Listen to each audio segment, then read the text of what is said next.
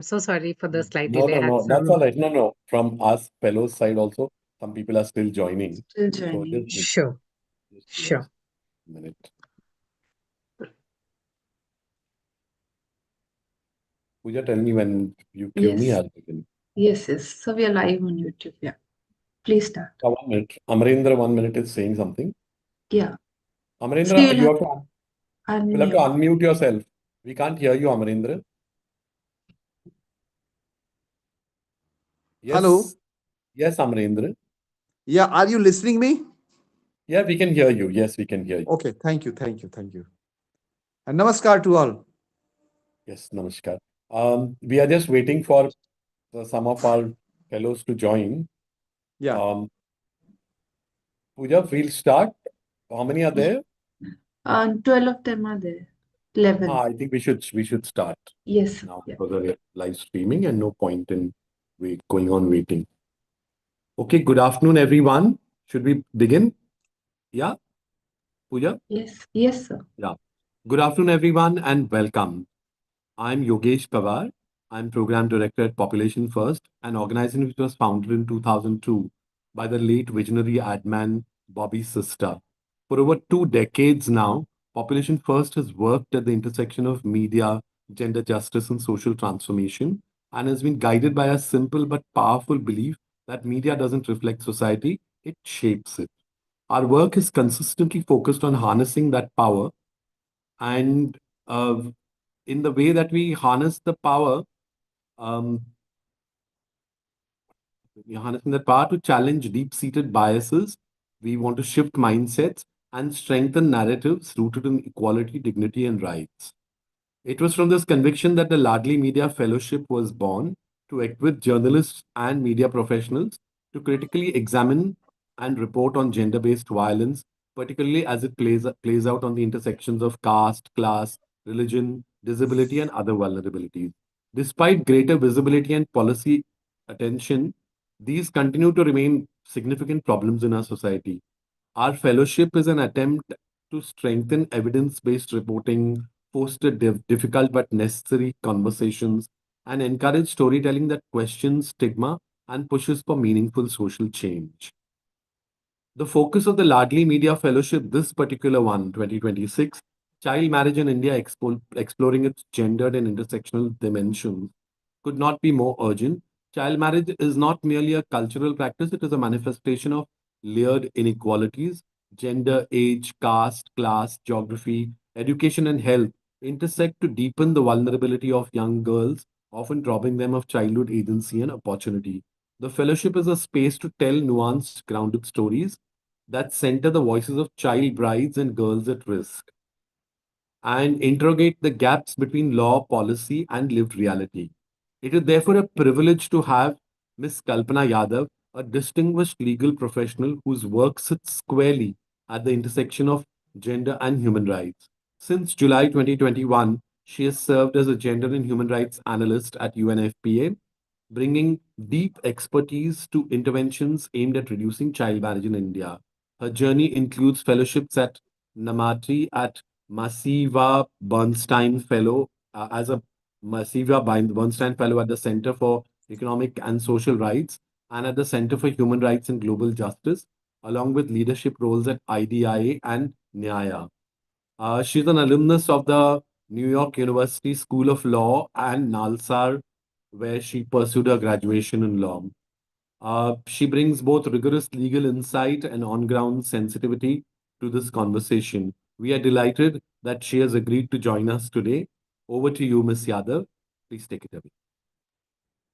Thank you. Thank you so much, Yogesh, and good afternoon, everyone. It really is a privilege for me to be here and be speaking to all of you on the issue of child marriage. And it's very encouraging to see that so many of you have submitted your interest for this initiative in writing about issues of child marriage and different related vulnerabilities, intersectionalities. And I also look forward to reading your stories with great interest. In the interest of time, I'll get started. I'm quickly going to share my screen. The idea is that I give you a broad overview of the issue of child marriage, how we should understand it, particularly from a rights lens, what some of the prevailing data trends are, what we should take away from it, and what should be some of the gendered and human rights informed lenses through which we should be reporting on the issue. So, my apologies in advance if some of this is not new to you, but the idea here really is that we bring everyone to a common ground. So, we all have a uniform starting point when we start reporting on the different issues around child marriage in India.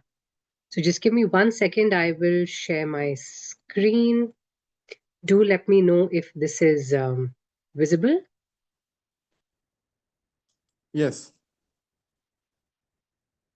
And you're able to see it as full screen? Yeah. This is Great, great.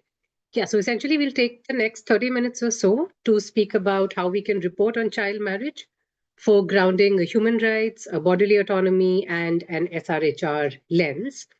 And the aim is that by the end of this session, you will have a clearer understanding of what the current trends are, who is most affected by child marriage in India today, what are some of the drivers and some of the consequences, particularly looking at the SRHR impacts of child marriage, how do we report on it ethically, and what are some solutions that we should really be looking at spotlighting beyond narratives that focus on criminalization.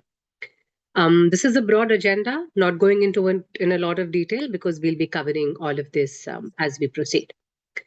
So just to let you know, I think most of you would be aware of the fact that child marriage in India, the definition is governed by the Prohibition of Child Marriage Act. It defines child marriage as any kind of formal marriage or an informal union where at least one partner is under 18 years. So in Indian law, girls under 18 and boys under 21 is what is covered by the Prohibition of Child Marriage Act. Now, while reporting, we must be careful about drawing the distinction between child and early marriage. What we are seeing in India increasingly is a shift in trend towards early marriage. So, where you see both parties below 18, often much younger ages, which we saw about 1.5 decades ago, about 15 years ago, very squarely the child marriage definition, where you saw children between 10 and 15-year-olds, unions in that age group being very common. We are increasingly seeing a trend where a lot of 19 to 21-year-olds are also marrying. When girls are above 18, that is not necessarily child marriage, but that becomes early marriage. So that distinction also becomes very clear. We should also avoid framing child marriage as a cultural choice alone, something that Yogesh was also speaking about earlier. Do look at the different structural drivers, look at it as a rights issue, and understand how there are structural inequalities and gender norms that drive this practice. It impacts both boys and girls, as we know, but data also tells us that it disproportionately impacts girls. And the other thing to be mindful of is that child marriage is not always the same as forced marriage. So while we are reporting on child marriage, we must also be mindful of nuances around consent, what are evolving capacities of adolescence. It could very well be that a 17-year-old girl and a 19-year-old boy at that age in life are marrying out of choice. That may be the best life pathway that is available to them. So while reporting, we must also be very mindful that we don't equate all cases of child marriage to be cases of forced marriage. So this whole role of agency, consent, and evolving capacities of adolescence becomes very critical when we are dealing with child marriage. Now, child marriage, why is it a human rights issue? First things first, we know that when children are married at a very young age, it undermines bodily autonomy, free, full, and informed consent. And this starts as early as the inability to consent to the very fact of marriage itself, and then extends to how consent may not exist to sexual activity, to childbearing. So, the earlier that you're married, the lesser your agency and autonomy to navigate these issues, the higher the impact that it is going to have on those particular individuals' lives. It often constrains right to education, health. We see an increased propensity to intimate partner violence when people are married at much younger ages, and also impacts future opportunities for decent work. So there is evidence that tells us that the earlier you are married, it impacts your ability to access a lot of these life pathways later on. It often co occurs with social isolation and reduced access to support systems, family, friends, services. This is true both of individuals who are married as children. This is also particularly true for individuals who have walked out of marriages that they entered into as children. So, those who are divorced from child marriages, those who have annulled their child marriages, that is a critical gap that is now emerging when we look at the kinds of services and social protection systems that are in place for girls that were married as children. And this practice often reinforces gender inequality and harmful norms. And we see the impact of child marriage cascade across generations. So, the intergenerational impact is another interesting angle to explore because there is again evidence of the fact that where girls are able to complete education to a certain level, delay, be able to negotiate and delay their age of marriage, we also see they're able to then make similar negotiations for their children as well. So it is, and the vice versa is also true. Women who are married off as children, we see then often have lesser resistance to their children then also being married off as children. And this in some ways perpetuates a cycle. So this is what we call the intergenerational impact of some of these practices. And the impact is not limited to marriage alone. The impact is limited to the ability of then these women to be able to negotiate access to education for their children, other choices that the children would like to make for themselves, and the resultant impact on the kind of agency and autonomy that the children can exercise. So while reporting on this, again, it becomes critical to center affected adolescents' rights and agency. Think from their lens. What access, what opportunities, what pathways are being impacted for them when they are being set up for this life? Avoid any blame. Always think of the larger structural issues that are at play that drive this practice. This is not about blaming the parents or blaming an individual. It is understanding what kinds of direct and indirect norms are holding this practice in place and what can we do to dismantle them. So avoid blame, avoid any kind of sensationalism around it, avoid any identifiable details. If any of you are looking at reporting on individual stories and where any identifiers are being used, please make sure that the necessary practices around obtaining consent have been followed. Now, where in India, where do we stand currently when it comes to child marriage? Child marriage has declined significantly in India. I think all of us here are aware of the fact that India has made significant progress in the last 15 odd years. The prevalence of child marriage has almost halved in the country. So while in NFHS 3, it stood at around 47.4%, in NFHS 5, it is 23.3%. So we are still sort of seeing 1 in 4 girls that continue to get married as children today. But we should also be mindful of the steep decline that India has witnessed. Now, what I was speaking about earlier, the shift that India is currently witnessing from child marriage to early marriage. Now, the median age in marriage, if you look at that for girls in India, is already beyond the minimum legal age at marriage. So, the median age at marriage for girls today is 19.2 years, and for boys, it is 24.9 years. That is what NFHS, the latest NFHS data is telling us. We are also awaiting the next round. The NFHS 6 data should be out soon. So it'll be interesting to see what kinds of trends that points to when it comes to child marriage. But this is an important point to bear in mind that we are sort of making the transition from child marriage to early marriage in terms of the predominant trend, and the fact that we are still seeing majority of women are getting married in that 18 to 21 bracket. So you'd say about 43% are married by age 20, 61% by age 21. So these trends become important for us to bear in mind as we are reporting. And some of the helpful questions to explore, I've also tried to list here to look at whether girls are completing secondary education before marriage. If not, why aren't they doing that? So what are some of those driving factors, the push and pull factors as we call them?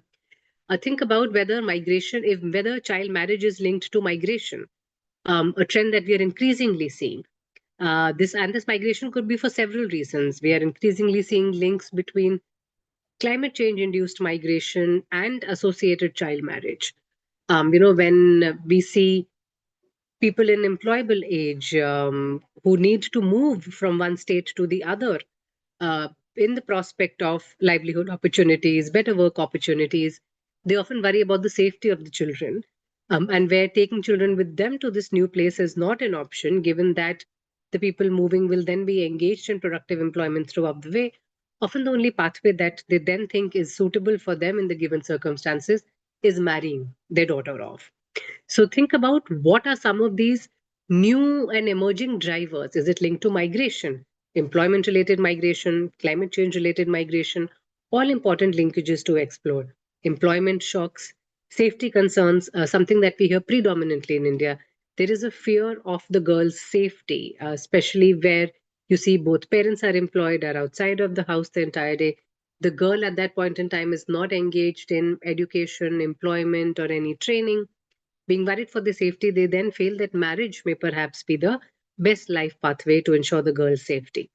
Was she receiving any scholarships which were discontinued? In the absence of which, is marriage now an option that the parents are forced to explore? So, what are some of these linkages that could be driving this practice? Would be interesting to explore while reporting. And also good to look at what services exist for married adolescents when it comes to sexual and reproductive health, when it comes to protection services, legal aid, cash transfers, cash plus, any other social protection services. So it's interesting to look at all of that to see what kinds of support systems are available to girls marrying as children or even in earlier ages when their agency to navigate a lot of these complex life decisions may be a little limited. Then we can also look at where child marriage is concentrated in the country. So, this again tries to give you some kind of a trend in terms of how we are progressing. So, the map to the left is a hotspot map of sorts from NFHS 3, where you'd see that there are a lot of red and maroon states which operate in the 40 to 60% and the above 60% bracket. They came down significantly by NFHS 4 and even further by NFHS 5. So now we have no state that is operating in the above 60% bracket. And we have about eight states in the country currently that have a prevalence that is higher than the national average. So those states are listed here. In the interest of time, I won't read them out. But while reporting, an interesting angle that some of you may want to explore is to see why it is concentrated in this way. Why is the prevalence higher in some states? What are the trends? What are the linkages that are driving this? And within a state as well, we see a lot of difference in the prevalence rate from one district to another. So while these linkages and these very contextualized drivers would be important to explore, at the same time, we should also be mindful that we're not undertaking any kind of ranking of states that have failed to prevent child marriage from happening. So these are not moral failures. We should be looking at what are, again, the structural drivers, the policy choices. Are there service gaps in the states where the prevalence continues to remain high? If possible, do a deeper dive and look into district level patterns, other interlinkages with migration, disaster, climate shocks, service access constraints. What is shaping this risk so that we have answers to what can solve for it? Then we also look at who is most affected, the critical LNOB lens, the vulnerable groups, the ones that we speak about when we say that we should leave no one behind. So what data clearly tells us is that girls belonging to poorer families, those living in rural areas, and those with little or no education are actually at a much higher risk of experiencing child marriage. The data is here in front of you on the slide. I won't read it, but you will see that the comparison is quite stark in terms of the prevalence rate for girls with no education and how drastically it drops among girls who are able to attain higher education. Similarly, a much higher prevalence amongst lowest wealth quintiles, about 40%, which drops to 8%. And the prevalence is almost double in rural areas when we compare it to urban areas. Similarly, there is a slightly higher prevalence amongst scheduled castes and tribes, 3 percentage points higher than the national average.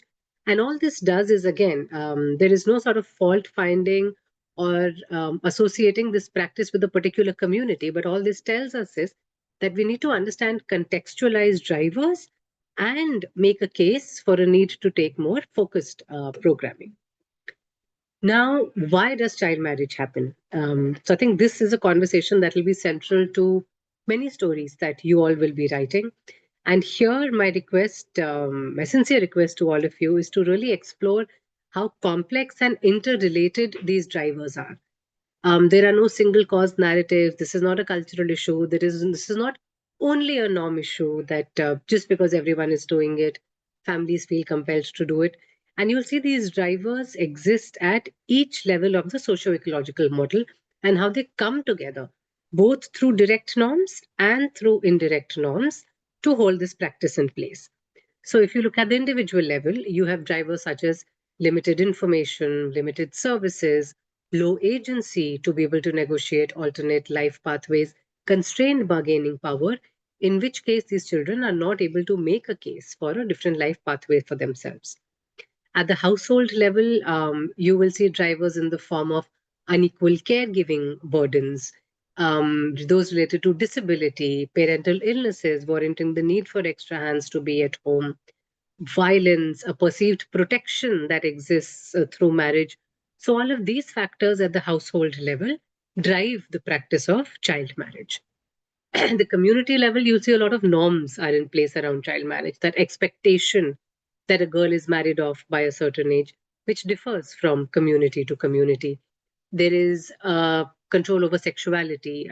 In many communities, the trend to marry the girl in the fear that if we don't, she will become sexually active with the partner of her choice.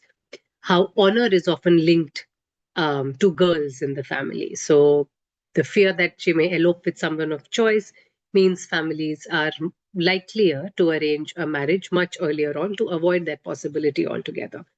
So controls around sexuality, expectations around honor, and general stigma that is often associated with how adolescents start exploring their sexuality.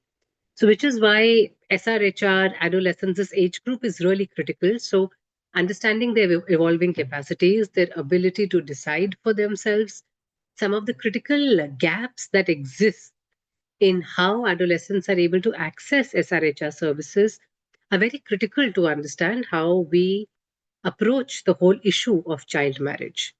Then at the institutional level, we see school dropouts, we see poor quality, unsafe schools. So parents don't feel comfortable sending their children to those schools. Limited access to secondary schools, barriers related to transportation, mobility, cost. And here, I think an important point that I really want to drive a very common narrative that we often hear is that child marriage leads to school dropouts. Child marriage is the cause for school dropouts. But if you look at what evidence tells us, when you look at NFHS data, where there is a dedicated question on why children are dropping out of schools, you will see child marriage does not appear as a top reason for why children are dropping out of schools. There are reasons associated with the quality of education. There are reasons around the prohibitive cost, where families are unable to bear the cost. And there are reasons around caregiving, unequal caregiving. So, when an additional set of hands is needed at home, invariably it is the girl that is made to drop out of school. And oftentimes, once a girl has dropped out of school for any of these or more reasons, and then no alternate life pathway is seen for her, then a lot of these norms around control over her sexuality, expectations around her honor also come into play. And then child marriage is seen as a life pathway that makes sense to her family and the community. So be mindful of not further propagating narratives around how child marriage leads to school dropout. Child marriage is the consequence and not the cause of school dropouts. And really, our idea behind this fellowship was to sort of mainstream some of these nuances that we don't see written about enough. These linkages with SRHR, bodily autonomy, adolescent agency and autonomy, choices, these are really key discussion points that we hope will emerge from the pieces that you all write. And then, more structurally, when we look at the issue, we see poverty as, of course, a key driver of child marriage. What we saw, the difference in the prevalence between different wealth quintiles, debt, insecurity around livelihoods, weak or absent social protection schemes, and then shocks such as climate or disaster. So, at any given point in time, there are many drivers across the different levels of the socio-ecological model that are in play to hold this practice in place. So, these interrelatedness, this complexity, this sort of web of intermingled drivers is something that we must constantly highlight so that the issue is not seen as one that is a cultural practice alone. Now, consequences, some of them we've discussed. Post schooling, it reduces learning opportunities. There's lower labor force participation. Often it means that women are not able to access economic empowerment, skill development opportunities, decent work opportunities. There is a higher dependency on your spouse or marital family. There is reduced mobility when girls are married at an age where they don't have the agency and autonomy to negotiate choices and life pathways for themselves. Often greater isolation in cases where girls are married earlier. And then we also see intergenerational impact, something that we spoke of earlier in terms of children's nutrition, schooling, and exposure to violence, which can significantly worsen in a case of child marriage. Now, bodily autonomy and SRHR. What we know from data again is that 53% of currently married women between 15 and 19 have already begun childbearing. So there is that number that is high. And also, currently married women aged between 15 to 19 have the highest unmet need for family planning. So while the overall rate of teenage pregnancy in the country is low, but we see that adolescent and teenage pregnancy then becomes a consequence of child marriage. The rate of adolescent pregnancy in already married girls, those who are married below 19, as you can see, is over 53%, while for the country as a whole, it stands at only about 6%. So these are important considerations to bear in mind. There is often a heightened pressure for early pregnancy. Negotiating consent, contraception is much higher for these young people and children. Often they're not even aware, they don't have the awareness, they don't have a knowledge of their rights, and they don't have access to services as well. And we already see that a lot of this is exacerbated because of the law on protection of children from sexual offences act. So while POCSO was the legislative intent behind enacting POCSO was this protection from sexual offences against children, but in laying an age of consent, a high statutory age of consent at 18 years, and basically saying any sexual activity with a child below the age of 18 years means it is rape statutorily, and then also outlining a mandatory duty to report within the law. This has often proven to be a barrier for young people to access services, including SRHR services. So we are seeing that young people, both those who may have entered into marriages before 18 or those who are not yet married, often find it difficult to then be able to access these services because service providers feel that they are duty bound to report under POCSO, and many of them don't want to get into mandatory reporting with the police. So a lot of this becomes a challenge for young adolescents, and which is why in how we write, we should constantly speak about the need to respect agency and bodily autonomy of young people. And some of these service barriers are also listed here in terms of stigma, concerns around confidentiality, provider bias, and things like those. We've already discussed that the prevalence of GBV in harmful norms and practices often co-occur. We know from NFHS almost 30% of married women have faced spousal violence. What is perhaps more concerning is the data around the percentage of girls and boys who believe a husband is justified in beating his wife. And you'll see this number is quite high among young people. So among 15 to 19-year-olds, 42% girls and 46% boys believe that a husband is justified in beating his wife. So you can well imagine that when these young people are entering into unions, often being forced to or out of a choice in the absence of other pathways, in a situation where they've not been able to complete schooling, they don't have access to economic empowerment, and then these kinds of norms are already in place. You can well imagine the resultant impact that it will have on the prevalence of intimate partner violence in such relationships. Um, I think some of these concerns that are listed, I have already spoken about, so I will not repeat them. This, I think, is very key. Wanted to speak about the need to move away from criminalization only narratives.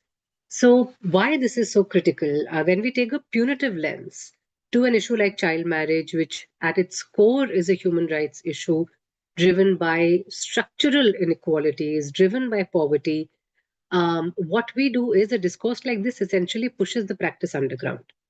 We already have evidence that tells us that despite the law being in place, which criminalizes the practice, there is a punitive law.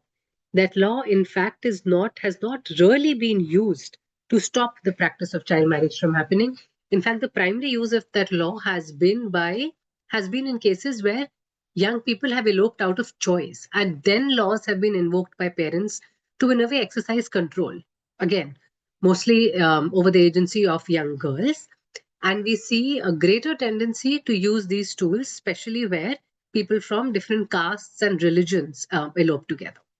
So, when you take a strictly punitive lens for a practice that otherwise has some kind of social legitimacy and sanction, you run the risk of pushing the practice underground.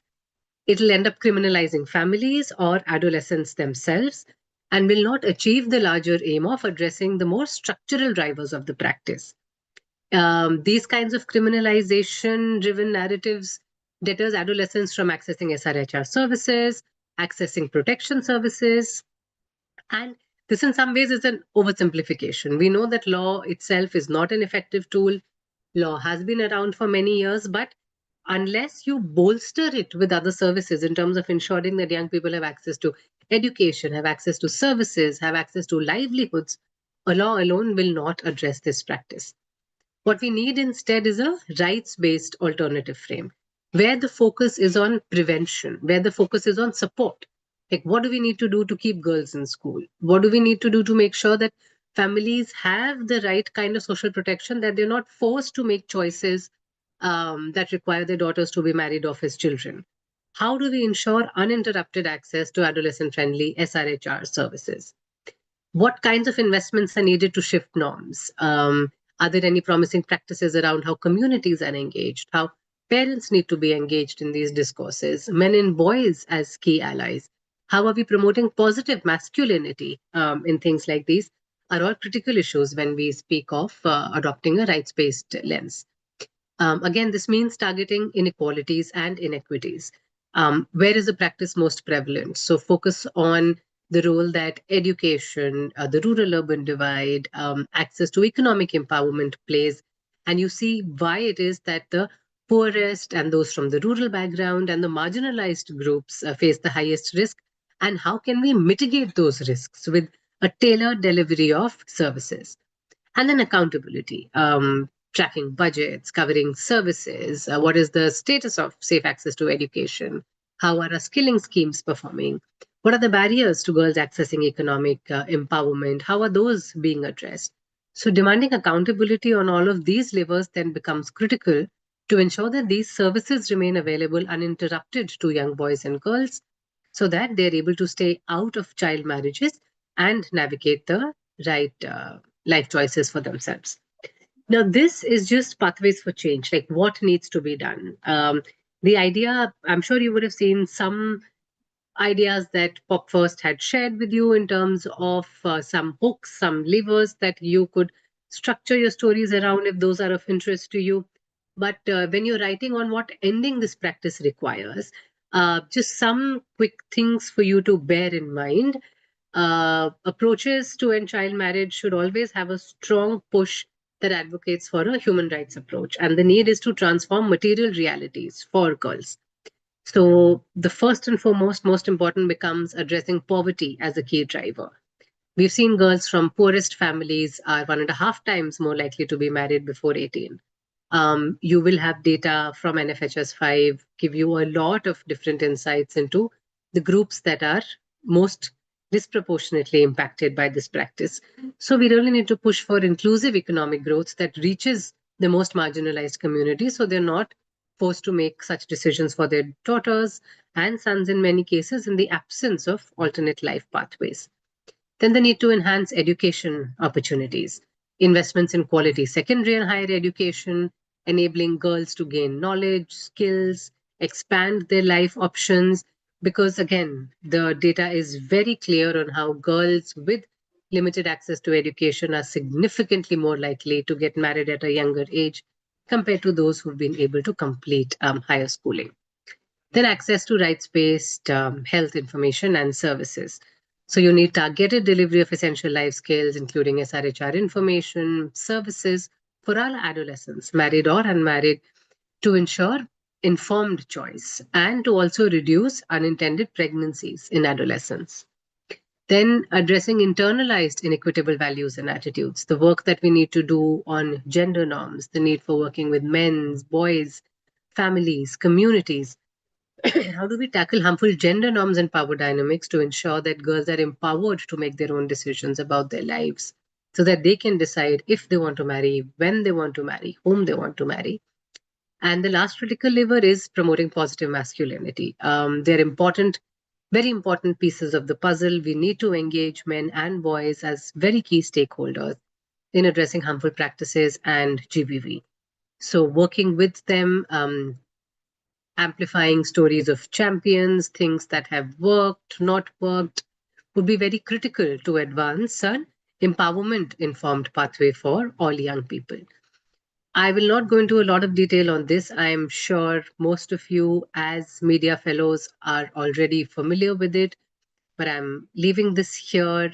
Just some principles on rights based approaches in terms of the kind of language that we should use, who should be at the center of our story, that becomes very important.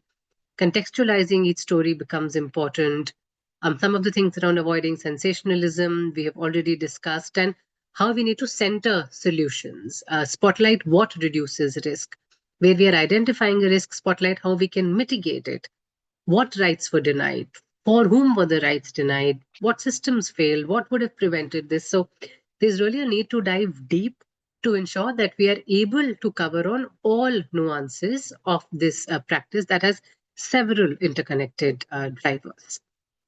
So some of the key takeaways in terms of what we expect good reporting to do when it comes to child marriage is, of course, first and foremost, we recognize progress. We've made significant progress. We recognize it. But we're also mindful of the fact that inequalities and hotspots continue to persist. So there is a need to undertake more targeted programming, awareness building, service delivery in these hotspots. There is a need to explain drivers across all levels: structural, institutional, normative. This is not about bad parents. This is not about a cultural practice. This is not about a state failure. These are drivers across different levels that are operating to hold this practice in place. Center bodily autonomy and SRHR impacts. These become very critical and have dire consequences for young people in terms of early pregnancies that are not intended, lack of access to contraception, risk to GBV. Avoid narratives that focus on punitive measures. Elevate prevention services, adolescent support services. What is the role of these institutions? What is the role of a rights-based framework when it comes to addressing these practice? And of course, I'm sure all of you are aware of the fact that any reporting that you do must protect all children and survivors through strict ethics and safeguarding. I needn't speak to these. You are the experts on this. So just before I end, I mean, to give you some context, the reason why this fellowship is being rolled out at this point is also because there is a lot of focus on the issue of preventing child marriages, on ensuring that India is able to eliminate the practice altogether by 2030 to achieve the SDG goal. So the government of India also is running the Bal Vivaah Mukt Bharat campaign, or the Child Marriage Free India campaign. I would really encourage all of you to go see the website. It speaks of a lot of different things that they're tracking, from awareness generation, looking at the kinds of enforcement mechanisms, where all our child marriage prohibition officers in place, how are they functioning, what kinds of social behavior change campaigns are being rolled out, how are we engaging men and boys. And there is also a lot of focus on really mainstreaming and institutionalizing this at the grassroots level through panchayats. So the whole concept of child marriage free villages is also something that is coming up. So there's a lot of recognition for villages that have achieved that. The panchayats are being seen as critical vehicles for being able to usher this change. So, in addition to this, which I hope rather has given you a good background in terms of the magnitude, scale, the drivers, the consequences, the socio-economic nuances around it, do visit the website of the Bal Vivaah Mukt Bharat campaign to see what are the different levers and the hooks on which the campaign is based, which should also then give you different ideas in terms of what kinds of stories you can put out. So I will stop here, and I would now like to open the floor for any thoughts, reflections, questions over from me. Thank you.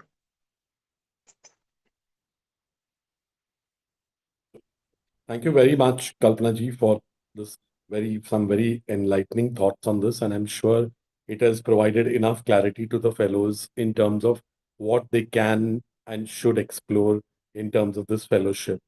Um, I'm sure the fellows have lots of questions. I'm not going to stand in between you and them, but if anybody has any questions, please um, unmute yourself, start your cam, and ask the question directly to Kalpana ji.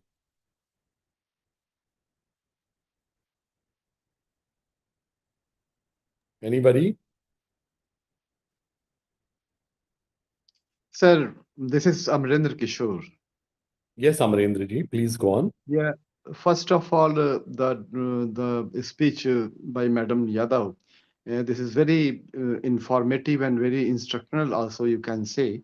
So I need the transcripted script of her speech. Is it possible? Pooja, you want to come in and So we are hello? live on YouTube. What we'll do in So case you want. yeah, there is the YouTube link will be shared with you, and so Yeah, you'll be able to yeah. access that as and when you need to revisit it. Okay. And I think second this thing, should. and second thing, I need the exact guidance and the structural instruction as just if I file a story, मैं कोई story file करता हूँ तो उसमें क्या क्या चीज हो ये तो आपने बता दिया लेकिन और क्या क्या चूंकि region wise there is some differences okay region wise जो है वो चीजें अलग अलग होंगी जैसे take the example of Sundarban of West Bengal वहाँ जी, बहुत ज़्यादा आपको क्लाइमेट चेंज का असर है। तो इसमें जी, मुझे कुछ वो गाइडेंस मिलता क्योंकि वो चीज़ें बिल्कुल कंसंट्रेट होनी चाहिए। द न्यूज़ और the piece of write up must be very concentrated, okay? जी। हम आपको सो यही आई नीड सम बताएंगे। इंस्ट्रक्शन। जी, हम आपकी जो अभी जिज्ञासा है इसके बारे में हम यही बोल सकते हैं, इसकी पूर्ति अब अभी इसी वक्त आपके जहन में कोई ऐसा सवाल है जो आप कल्पना जी को तुरंत पूछना चाहते हैं तो पूछ लीजिएगा, वरना ये भी तो है ना कि आप जब आपकी स्टोरी आइडिया भेजेंगे, आपकी स्टोरी भी लिख के भेजेंगे, तो इस फेलोशिप के दौरान सबको अपनी स्टोरी पहले मतलब एक बार वो लिख के पूरा होने के बाद डेस्क को सबमिट करने के पहले एक बार हमें भेजनी है आपको स्टोरी, हुँ। है ना? तो अगर उसमें हमें लगा कि इसमें किसी तरह की कोई खामी है, कोई कोई कमी है, किसी चीज की आपूर्ति अभी होनी बाकी है, तो हम आपको उस पर तुरंत से ध्यान दिलाए आपका तो सर केंद्रित करेंगे, हम बताएंगे आपको कि वर्ड लेंथ क्या होगा? द स्टोरी लेंथ क्या होगा जो आपको दिया अब जाएगा? हम अखबारों में तो वो 800 वर्ड्स और 900 जी, वर्ड्स और जी बिल्कुल 1000। ऐसे, बिल्कुल हम ये है कि देखिए हम खुद अभी भी अखबार में लिखते हैं और कोई 32 साल तक पत्रकारिता की है हमने, तो हम समझते हैं कि इस वक्त स्पेस का क्रंच होता है, लेकिन जिस तरह का स्पेशल रिपोर्ट आप बना रहे हो उसके हिसाब से मुझे लगता है कि कम से कम ये 900,000 वर्ड्स का तो होना ही चाहिए, ऐसा मुझे लगता है। उसके बगैर आपकी पूरी बात कह नहीं पाएंगे उसकी पूरी बारीकियों के साथ, है ना? तो ये मुझे लगता है कि बहुत Sir, जरूरी होगा। sorry to say, sorry for interruption. When I submit a draft report to you, तो उसका क्या होना चाहिए? वर्ड कैपेसिटी क्या हो उसका? कितना हो? कितना लेंथ क्या नहीं, हो? वही जो आप फाइनल जो वहां डेस्क में दे रहे हो जी उसी हाँ। उसी वर्ड लेंथ का आपको जो आपका फाइनल डेस्क में आप सबमिट कर रहे हो, आपने आपके एडिटर से ये ले लिया है ना, अप्रूवल ले लिया, हमको लेटर भेज Yeah. दिया कि ये हमारे यहाँ छपेगी। इसके बाद आप उस कहानी पे काम करते हो, उस खबर पे, वो खबर आप हमें जिस रूप में आप वहां भेजेंगे उसके पहले उसको आपको हमें भेजना है, और हम आपको ओके देंगे, उसके बाद आप उसको फॉरवर्ड जी करेंगे। हाँ, ठीक है। लेकिन क्या, एहतियातन लेकिन एहतियातन हम इसलिए कर रहे हैं क्योंकि इसके पहले तक हम ये नहीं कर रहे थे। हम सिर्फ पिच के आधार पर इसको अप्रूव कर रहे थे, लेकिन कई लोगों ने ये भी किया कि जो उन्होंने कहा था उससे अनुरूप खबर नहीं होते हुए कुछ अलग ही खबर किया था, जो हमें लगता है कि हमारे फेलोशिप की जो जरूरतें हैं वो पूरा नहीं कर रहा था सही रूप में। So that is not something that can be overlooked, and which is why we have decided that hereafter, when you give the final story to your organization for publishing, before that you will get it green lighted from us. Okay okay, thank you sir, thank you sir. Yes. Anybody else has any questions, please?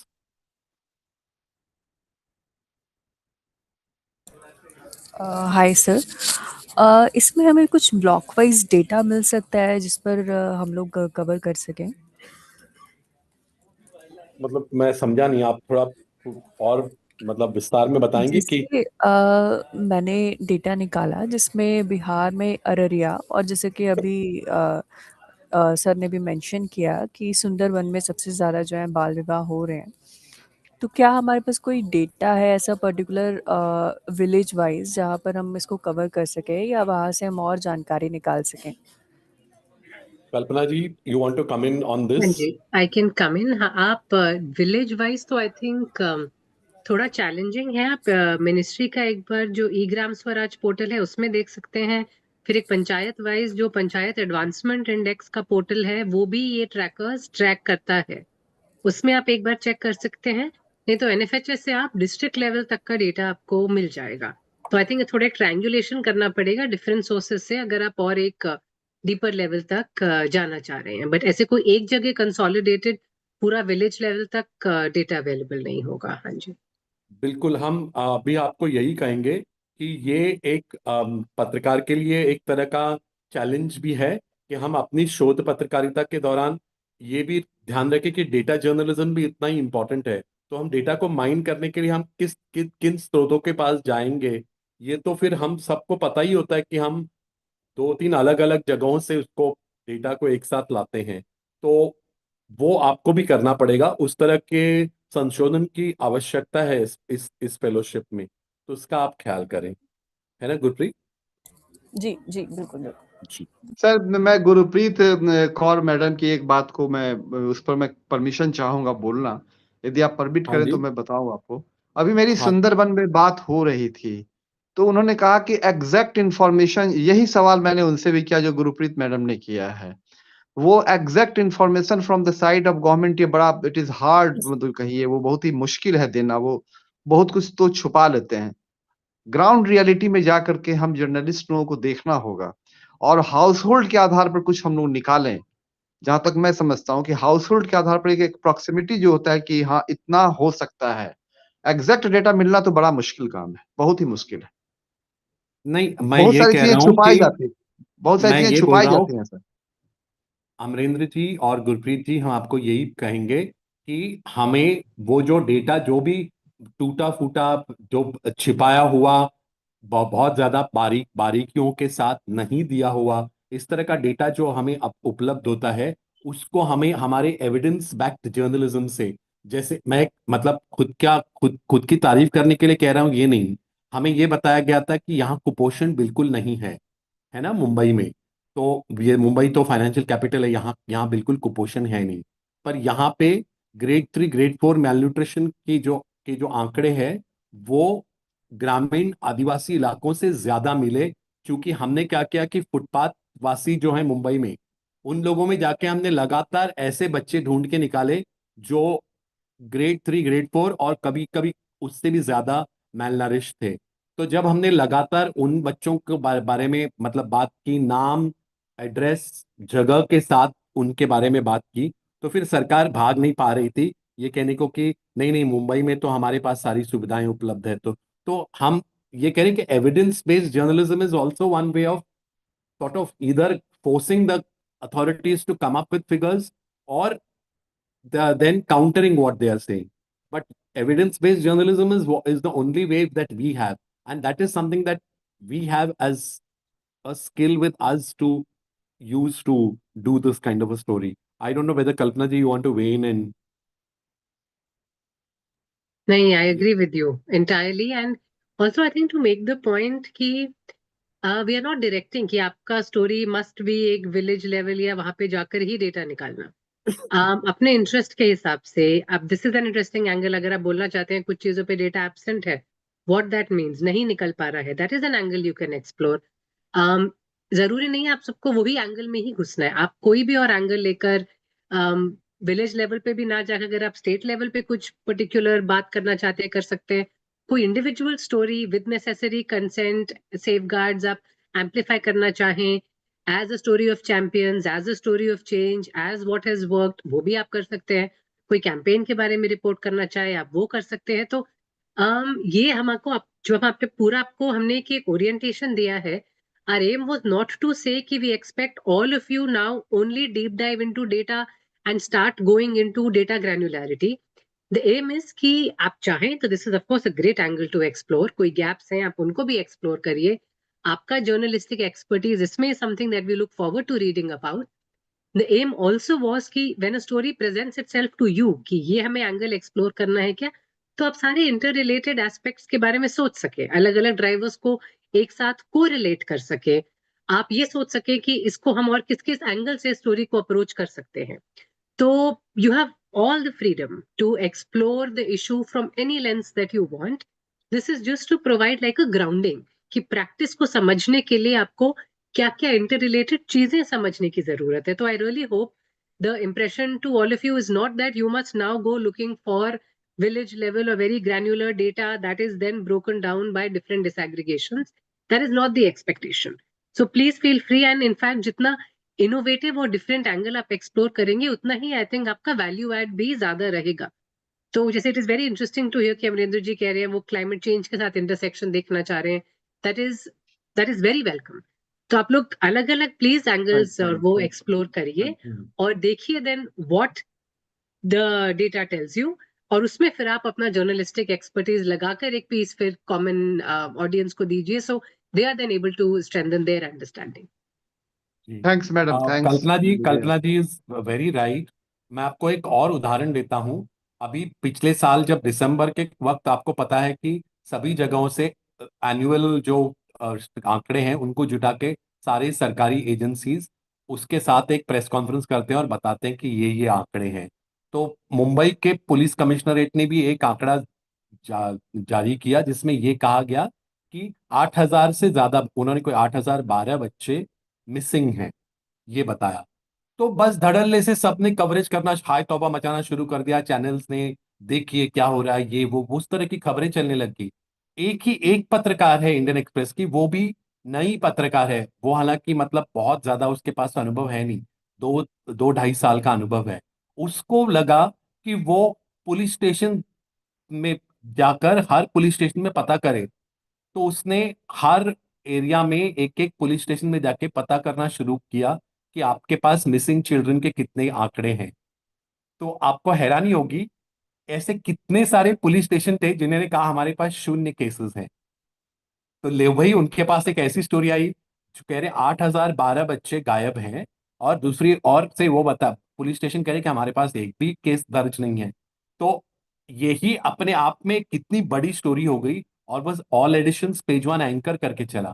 तो मैं ये कह रहा हूं कि ये तो एक पत्रकार की प्रतिभा पर निर्भर है ना कि वो किस तरह से इस चीज को आगे बढ़ाता है। तो उनको उसी एक एंगल से उनको कितनी बड़ी स्टोरी मिली, और उसके बाद उनको एक अवार्ड भी मिला इस स्टोरी के लिए। तो हम ये कह रहे हैं कि आप भी अगर उसको उसी तरीके से सोचेंगे, जैसे यहाँ आपको जो दिया जा रहा है इंफॉर्मेशन कल्पना जी के पास से, या हम आपको जो भी इनपुट्स देंगे, ये सिर्फ इनपुट्स हैं। वास्तविक में आपका जो निजी सोच है, आप जो पर्सनल लेवल पे आप जो सोचते हो, आप जो अनुभव करते हो, मैंने जैसे बोला एविडेंस बेस्ड जर्नलिज्म, वो एक्सपीरियंशियली उसको आप कैसे यूज करते हो इस इनपुट को, वो बहुत मायने रखता है। उससे आपकी खबर अलग बनेगी, स्टैंड आउट होगी, यूनिक होगी, और मतलब आपके खबर आने के कई सालों बाद भी उस पर चर्चा जारी रहेगी। तो आखिरी में हर पत्रकार यही चाहता है ना कि मेरी बाईलाइन रहे मेरे बाद भी। तो वो चीज आपको उसके पर ध्यान देना है। और कोई पूछना चाहता है? Is anyone else wanting to ask? If any you have any language issues, then please go ahead and ask in English, Hindi, and if it is any Marathi or any South Indian language, except Telugu, which I can't speak, I will translate and I will this thing. But please go ahead and ask your questions. Please don't allow language to become the barrier. Hello, am I audible? Yeah. Yes, you are audible. Yeah. My name is Suhail.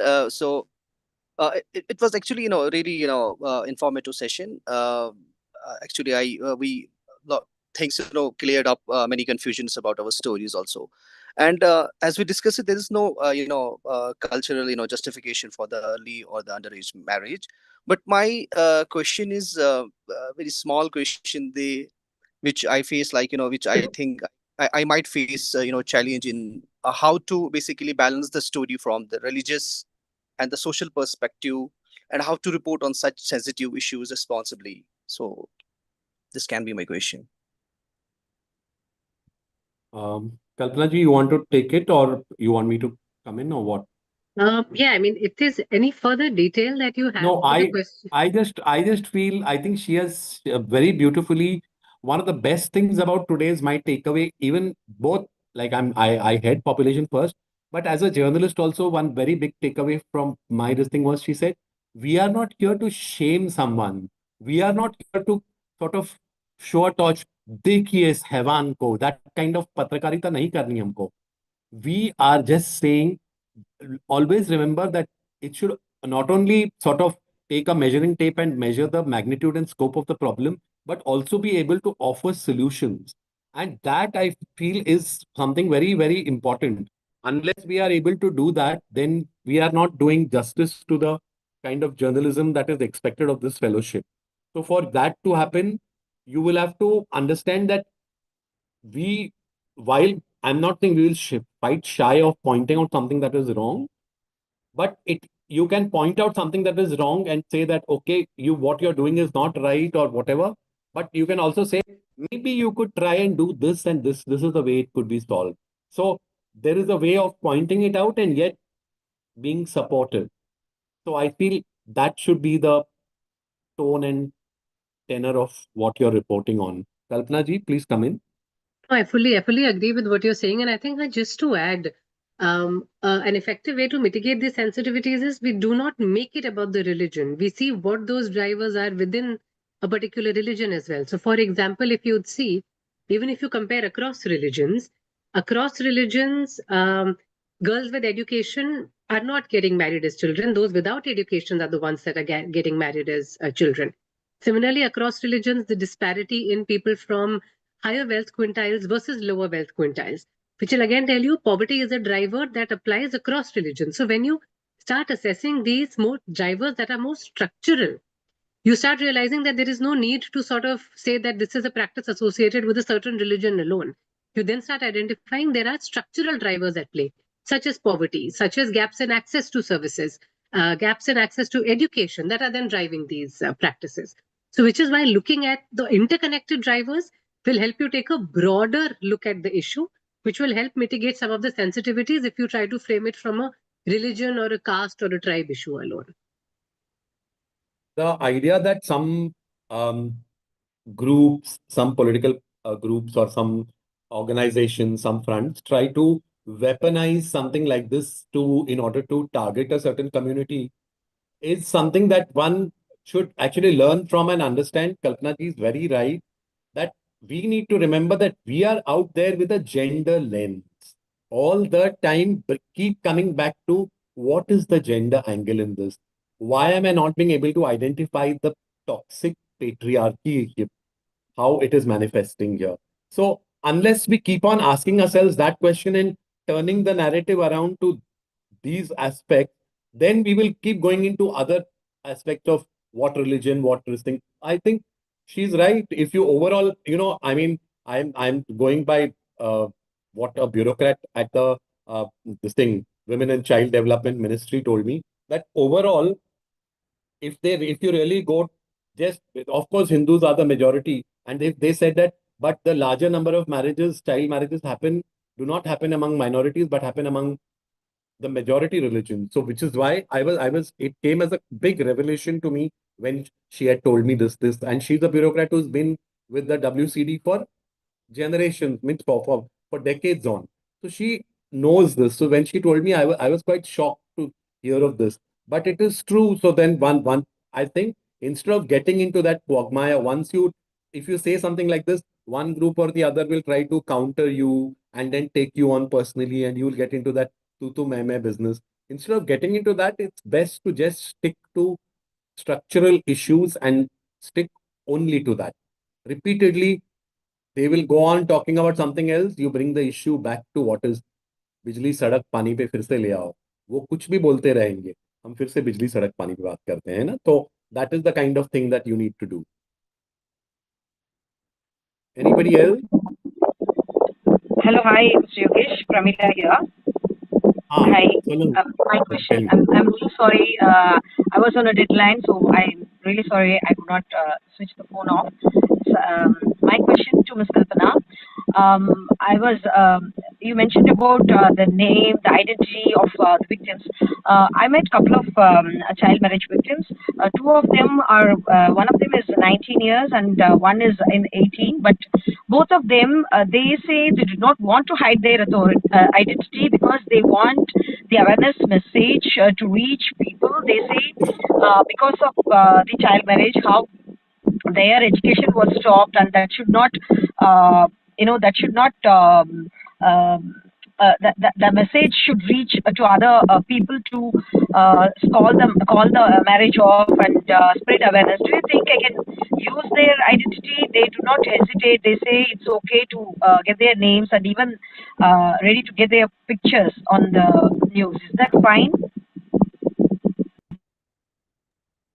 Certainly. I mean, I wrote in chat, consent is most important. So if they are consenting to it, that is fine. It's just to ensure that we are not disclosing any sensitive information, any identifiables where the people involved are not consenting to it.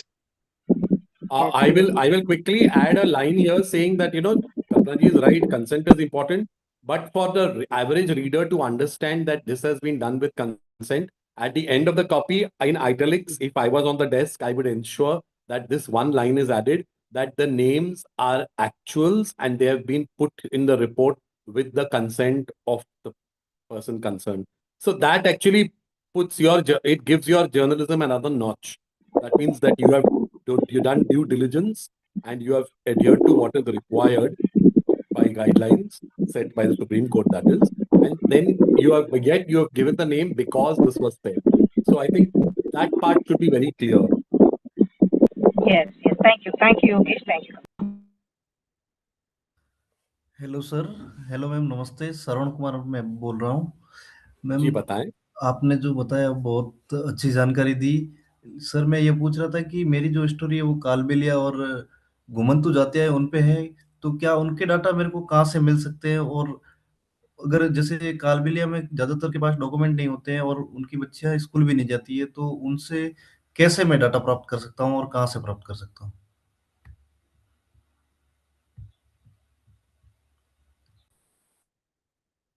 Kalpana ji, you want to come in or? No, I think we've answered this before. So for this, I will leave it to Yeah. the journalists to explore नहीं their data देखिए, sources. हमारी बात हुई हाँ जी इस पे. कुछ तो पत्रकारिता आपको भी करनी पड़ेगी, श्रवण जी. आपको भी ये पता करना पड़ेगा. लेकिन ये बात तय है कि जो हमारे यहाँ नोमैडिक, हमारे जो जातियां यहाँ पे लम्बाणी है महाराष्ट्र में, या बंजारा जो ट्राइब है, उनके साथ भी हमको यही दिक्कत आती है कि जब उनके बारे में रिपोर्टिंग करने जाते हैं तो कई बार ऐसा होता है कि अमूमन उनके बारे में जानकारी किसी भी डिस्ट्रिक्ट या ब्लॉक या तहसील पे नहीं हो पाती, क्योंकि वो कहीं एक जगह टिकते ही नहीं हैं. लेकिन उनकी शिक्षा को लेके, उनमें कुपोषण को लेके, उनमें इन जो लड़कियों के शोषण को लेके बहुत सारी अच्छी रिपोर्ट्स हुई हैं, जिनको काफी अवार्ड विनिंग अच्छी रिपोर्ट्स हुई हैं उनके बारे में. तो ये इसके लिए हो पाया क्योंकि उन्होंने अब पत्रकारों ने अपने बेस पे, अगर आपको आंकड़े नहीं मिल पा रहे तो आप एविडेंस बेस्ड रिपोर्टिंग करिए ना. आप एकदम मतलब क्या कहते हैं, आपने बताया कि फला फला ये व्यक्ति है और इसके बारे में मैं रिपोर्ट कर रहा हूं, तो आप जब वो करते हैं तो फिर कोई उससे भाग नहीं सकता ना उससे. मैं अगर किसी ने बताया ये योगेश पवार है और ये इस तरह के काम में लिप्त था और ये व्यक्ति है, ये यहाँ रहता है, बस उसके बिल्कुल बाद तो क्या है, वो तो फिर उसको कोई ये झुटला नहीं सकता ना। जो आपके पास आंकड़े नहीं है तो आप एविडेंस पे रिलाई करिए। आइडियली हम चाहते हैं कि आपके पास आंकड़े और एविडेंस बेस्ड जर्नलिज्म दोनों ही हो, लेकिन अगर आपके पास जहां आंकड़े नहीं मिल पाते हैं तो फिर आपको evidence based journalism case studies पे आपको बिल्ड करके आपकी फीचर, और फिर उससे संबंधित जो स्टेक होल्डर्स हैं उन सब से बात करके आप अपना फीचर पूरा कर सकते हैं, है ना। जी सर, बिल्कुल थैंक यू सर। यही मैं पूछ रहा था कि जैसे उस कम्युनिटी के जो कम्युनिटी लीडर वगैरह हैं उनसे जो डाटा मिल सकता है, उनके जिनके साथ बाल हाँ, विवाह वगैरह। लेकिन कम्युनिटी बेस्ड डाटा जो होगा वो कई बार ऐसे होता है कि वो बहुत ही एनेक्डोटल टाइप का भी होता है। तो उसको जब आप, मतलब अभी आपको कोई चीज आप ठोक बजा के आप खुद पता करते हो कि ये बात मतलब ठीक है भी या नहीं। कभी कभी लोग क्या करते हैं कि हम मेरा कोट चला जाए इसके लिए बहुत ज्यादा सेंसेशनल चीज बोल देंगे, या इस तरह की चीज थोड़ा बड़ा चढ़ा के बोलेंगे, या कभी छुपाने की कोशिश भी कर सकते हैं। तो हमको थोड़ा चौकन्ना भी रहना पड़ता है। तो I सर I will मैं not सर यहाँ का trust लोकल ही हूँ तो इनके as a साथ। journalist. I will never trust anybody, even if, I mean, God forbid she's no more. If Mother Teresa gave me a quote, I would still want to go and cross check कि वो उन्होंने जो बोला है क्या वाकई है क्या। तो मतलब मुझे लगता है कि क्योंकि आखिर में लोग खबर पढ़ते हैं तब तो यही कि मेरे बाइलाइन के साथ पढ़ते हैं ना उसको। बिल्कुल बिल्कुल सर। बिल्कुल सर, वही मैं यहाँ का लोकल ही हूँ तो इनके साथ में मतलब मुझे उनका पता भी है। तो उनके मतलब कहने पे मैं मतलब उनका एक कोर्ट होगा लेकिन फैक्ट बेस होगा कि हाँ ये रियलिटी है या जी नहीं। जी जी, बिल्कुल जी। बिल्कुल। Thank you sir. Thank you ma'am. Alright, should we, if there is anything else, कोई और कुछ पूछना चाहता है तो फिर ठीक है, otherwise we will. I think Vanita wanted to ask something. Vanita, She, या please please go ahead Vanita. Vanita, please unmute yourself and go ahead. I was only wondering that these stories need to be published by 28th, right? Yeah, 20 by the end of February. Right, right. So both the stories need to be published before that. Yeah. Yes, yes, absolutely.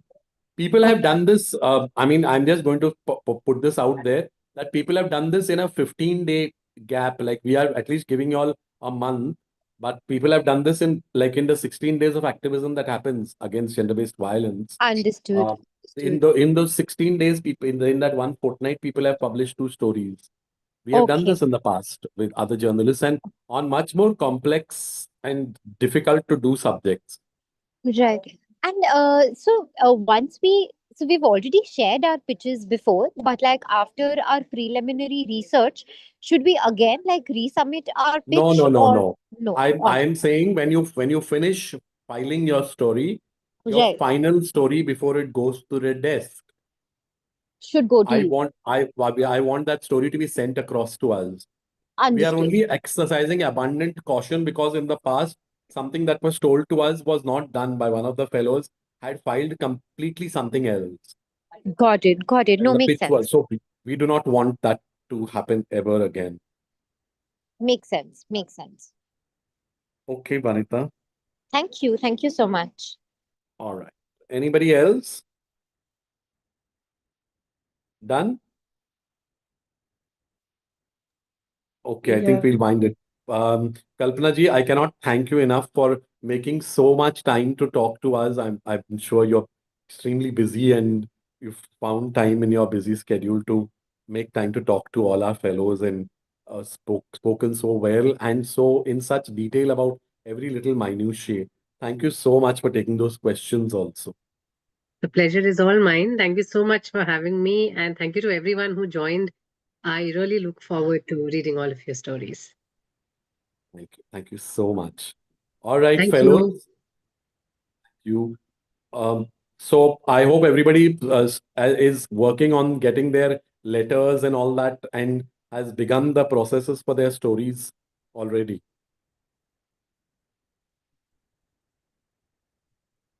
Yes or no? Has anyone not been able to start even the first bit? Then Please speak up now.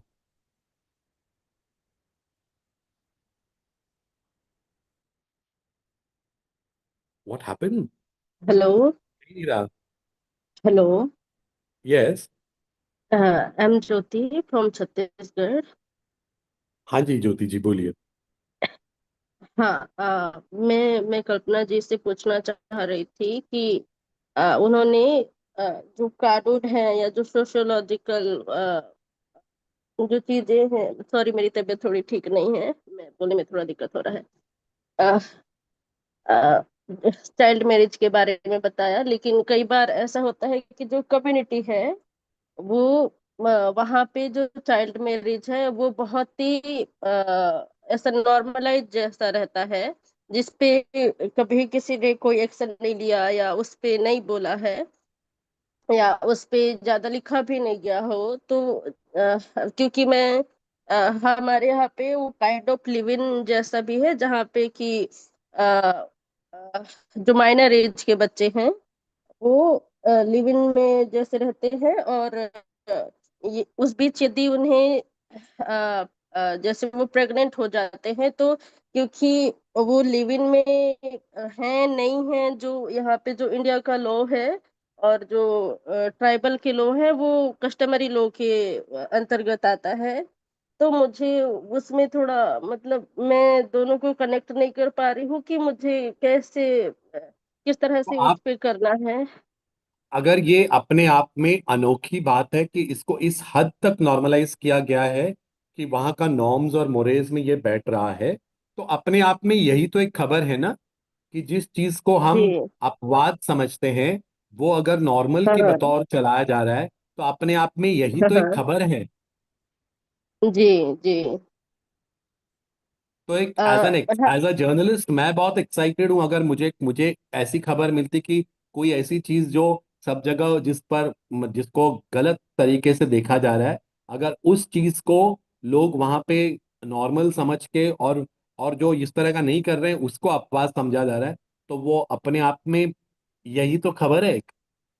तो आप अगर हाँ। आंकड़ों के आधार पे ये बता पाएंगे कि ये इतना ज्यादा प्रचलित है उस क्षेत्र में जहां आप हैं, तो जी जी। तो फिर ये अपने आप में एक बहुत बड़ी खबर होगी। और अगर आप आंकड़ों के बतौर पे ये बता सकेंगी, जैसे हमने थोड़ी देर पहले बात की कि सुंदरबन में बहुत ज्यादा बाल विवाह हो रहे हैं, लेकिन अगर आप जी जी। बता पाए कि आपके यहाँ आप जिस प्रभाग के बारे में बात करनी, जिस क्षेत्र के बारे में बात कर रही हैं, वहां पे अगर इसकी प्रचिति उससे भी ज्यादा है, तो हो सकता है कि आपकी खबर से ये बात उजागर हो कि देश में सबसे ज्यादा बाल विवाह का प्रमाण यहाँ से है ना?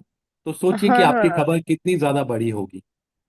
हाँ, और एक बात और था, क्योंकि जब आप बहुत ही रूरल एरिया में रहते हैं जहाँ पे जो पॉलिसी मेकर हैं या बाकी जो लोग हैं गवर्नमेंट के, वो वहां तक नहीं पहुंच पाते हैं, तो जो डाटा होता है वो मिल पाना बहुत मुश्किल होता है। क्योंकि मैंने एक दो और भी काम किए हैं, तो कई बार ऐसा होता है कि क्योंकि उसमें पर्याप्त डाटा नहीं है तो वो कंसीडर नहीं करते हैं। तो जब आप ग्राउंड पे जाके काम करते हैं तो मुझे ऐसा लग रहा था कि ठीक है, उसको एज ए डाटा कंसिडर करना चाहिए, क्योंकि जब आप गवर्नमेंट ऑफिसर होते हैं उनको अप्रोच करते हैं तो वो भी कह देते हैं कि हमारा पहुंच वहां तक नहीं है, तो हम उस बारे में नहीं जानते हैं।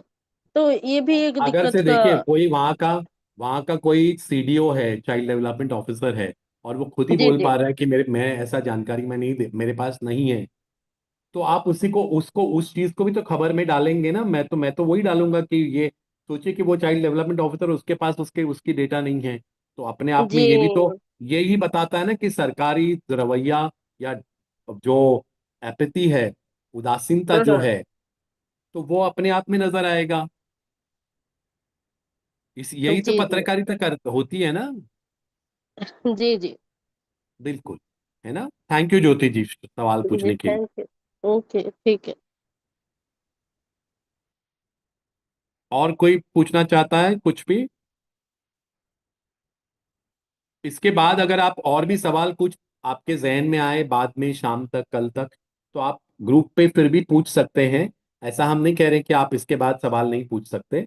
तो कोई खबर पे कुछ भी काम कर रहे हैं, आपको लगता है क्या करना चाहिए, तो आप अपना ये जरूर सवाल ग्रुप पे डालें। और ऐसा हो सकता है कि कभी हमने ग्रुप पे नहीं देखा और काफी देर तक आपको लगा कि नहीं जवाब मिला है, तो चूंकि मुझे भी ग्रुप पे इंक्लूड किया गया है, तो मुझे कोई आपत्ति नहीं होगी कि आप फोन करके मुझे डायरेक्टली कोई सवाल पूछ लें, तो मुझे कोई आपत्ति नहीं होगी। सिर्फ इतना ही कहेंगे कि आप शुरू में अपना नाम और ये जरूर दे रेफरेंस कि मैं फेलोशिप के अंतर्गत हूँ और मैं आपसे संपर्क कर रहा हूँ। So please let me know. I'm repeating in English that if you have anything that you need to ask even after today's session, please put it on the group. And in case you feel it's an urgent situation and you need an immediate response, something, please feel free to call me. Identify yourself as a fellow for this year's fellowship and give your name and then ask me the question and maybe I'll be able to help. Yes? ठीक है पूजा, we can wind up here. Yes, sir. Right. Okay. Okay. Thank you, fellows. Thank you so much. Thank you, sir. Thank you so much, sir. This Thank was you, everyone. really insightful. Thank you so much. Thank you. Thank you so Good, much. good. I want your reports to be insightful also. And this time I mean INCITEFUL also sometimes. We will try, sir. We will try full. Thank you. Thank you. Thank you so much. Bye. Thank you, sir. Thanks again. Thank you, sir. Thank Thank